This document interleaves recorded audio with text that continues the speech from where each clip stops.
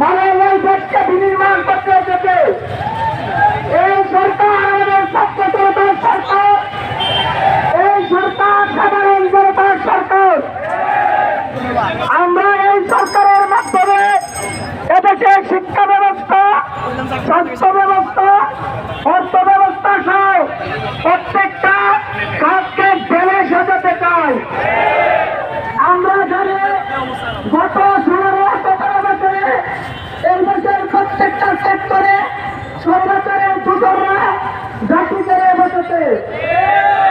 এই সরকারের নেতাদেরকে হটিয়ে একদম জনতার সরকার গঠন করতে চাই, জনতার বাংলাদেশ বিনির্মাণ করতে চাই।